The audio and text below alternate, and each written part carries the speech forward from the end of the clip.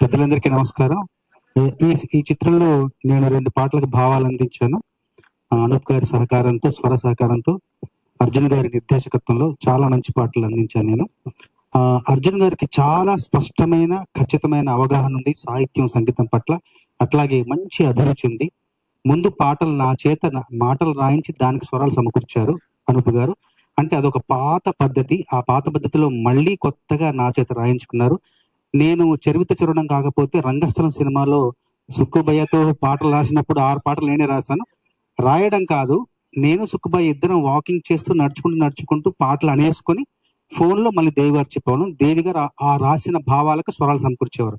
అట్లాగా 6 పాటలకు కాగితం మీద కలం పెట్టకుండా కేవలం చెప్పాను. అంటే ఆ పాటలకు రచయితను కాదు, కేవలం వచయితను మాత్రమే. 6 పాటలు వచించాను కాబట్టి అది సరికొత్త అనుభూతి. అట్లాగే ఈ చిత్రంలో కూడా 2 పాటలు రాయలేదు, వచించాను. అదే పద్ధతిలో రంగస్థలం లాగానే ఈ సినిమా కూడా విజయవంతం అవ్వాలని మనస్ఫూర్తిగా కోరుకుంటున్నాను. తర్వాత ఈ చిత్రంలో కొత్తగా వెండితెరకు పరిచయం అవుతున్న ఐశ్వర్య, నిరంజన్, వీళ్ళిద్దరికి కూడా మంచి భవిష్యత్తు ఉండాలి. వెండితెర అనేది ఎప్పుడు పుష్పక విమానం లాంటిది. ఎంతమంది అధిరోహించినా మళ్ళీ ఖాళీ స్థలం ఉంటూనే ఉంటుంది. వీళ్ళు కూడా ఆ పుష్పక విమానాన్ని అధిరోహించిన మీ పైన కూడా, మీ సినీ జీవన పైన కూడా అద్భుతంగా, విజయవంతంగా పూర్తవ్వాలని మనస్ఫూర్తిగా ఆశిస్తున్నాను, ఆశీర్వదిస్తున్నాను. అందరికీ ధన్యవాదాలు.